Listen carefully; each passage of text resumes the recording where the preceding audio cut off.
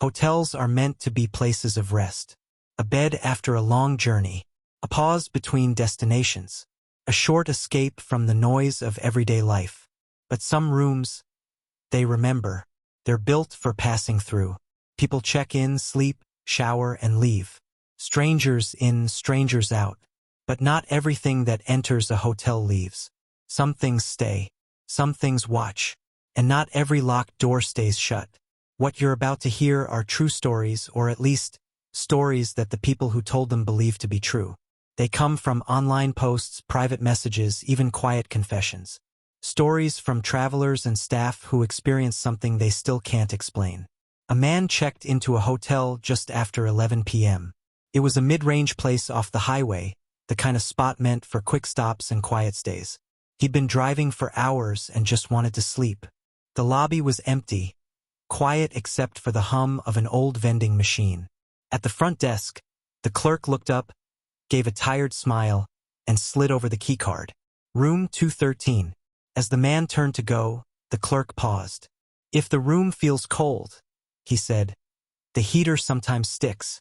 Just give it a minute." That felt odd, but the man nodded. Whatever. He just wanted a bed.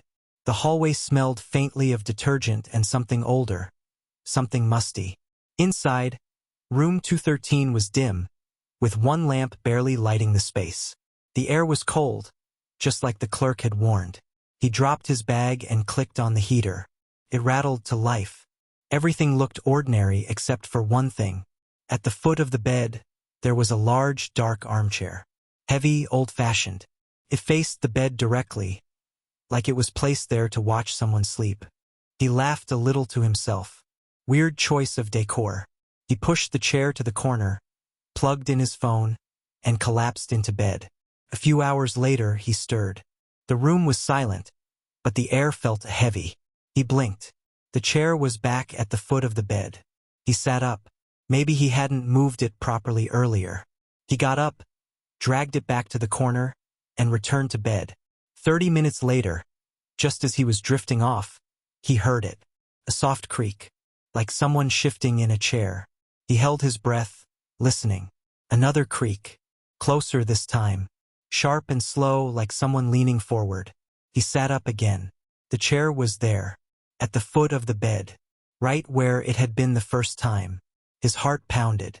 This time he got up and turned the chair around so it faced the wall. Then he took a photo with his phone, just to prove to himself that he wasn't imagining things. The chair, facing away. The bed, empty. He left the lamp on and tried to sleep again. Somewhere around 4 a.m., he woke up gasping. A nightmare? Maybe. But the room was dark. The lamp was off. He reached for it. The bulb burst in his hand. In the brief flash of broken light, he thought he saw something. A shape low, slouched, sitting in the chair. He didn't sleep the rest of the night. Just lay there, under the covers, eyes fixed on the shadows. Morning came slow. When the front desk clerk saw him coming down with his bag, he didn't ask questions. The man just said, "I need another room." The clerk didn't even hesitate. "Of course," he said. "We'll move you to the other wing." That alone was strange. Most hotels at that hour want to know why. But this one didn't, almost like they expected it. Later, as the man waited for his Uber, he wandered down the hallway past room 213. A door was opened down the hall. 2 housekeepers stood inside with a cart.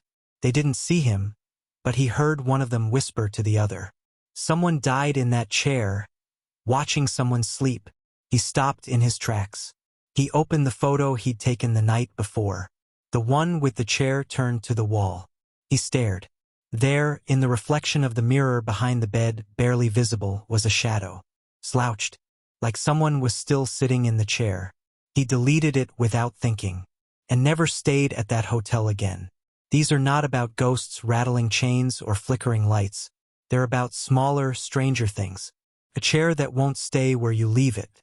A housekeeper who appears when no one's working.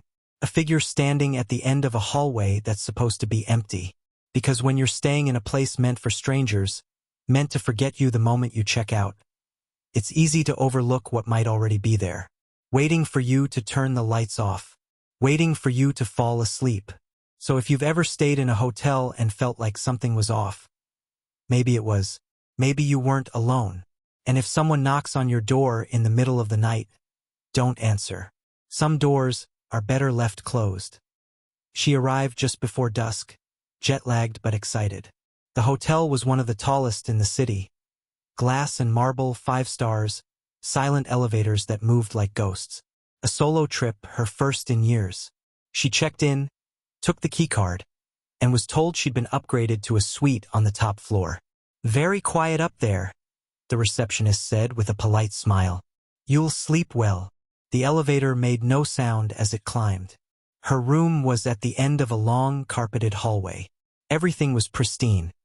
Gold fixtures, fresh flowers, a wall of windows with a breathtaking skyline view.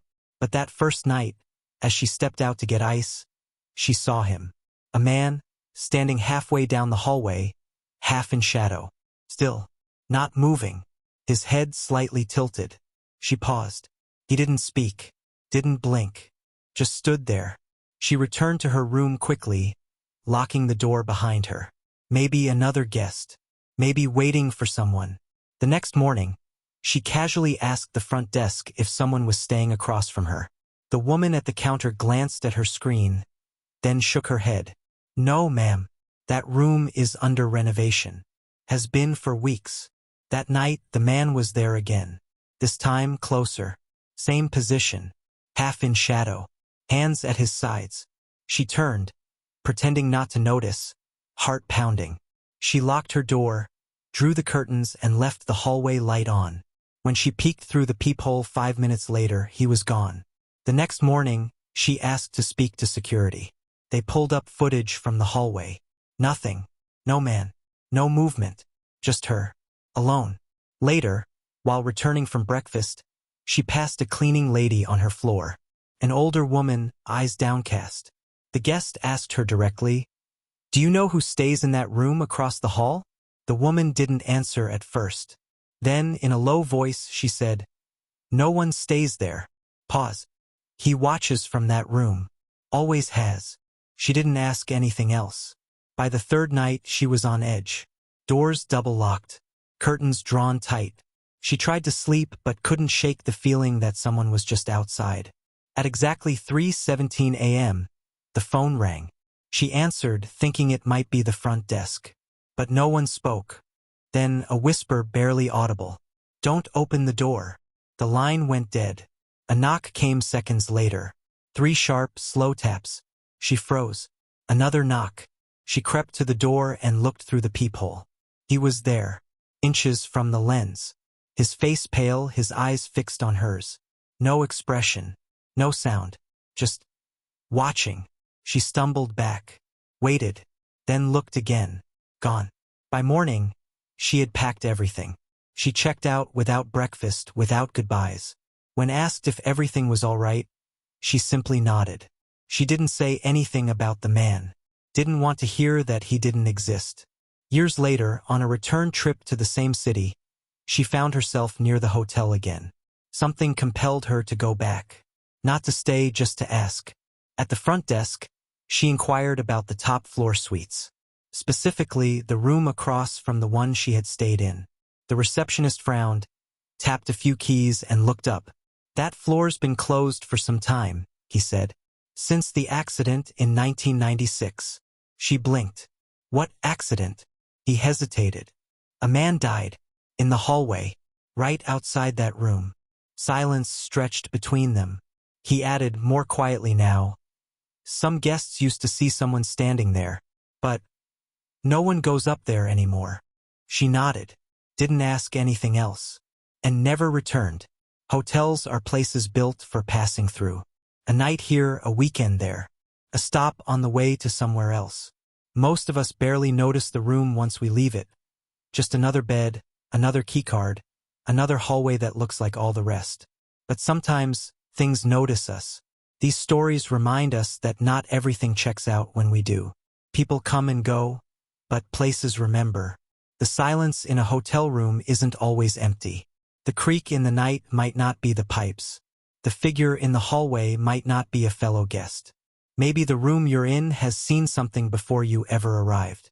Maybe the chair in the corner was turned that way for a reason.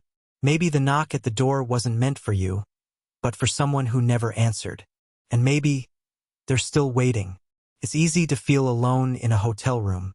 Easy to believe you're the only one there. But listen closely to the hum of the vent, the subtle knock of wood expanding in the walls, the faint echo of steps that don't belong to anyone you can see. Because some guests leave something behind, and some never leave at all. So next time you're in a hotel room, check the mirrors. Listen when the room creaks. Some guests never check out. Fade to silence. Then, faintly, the soft click of a door slowly closing.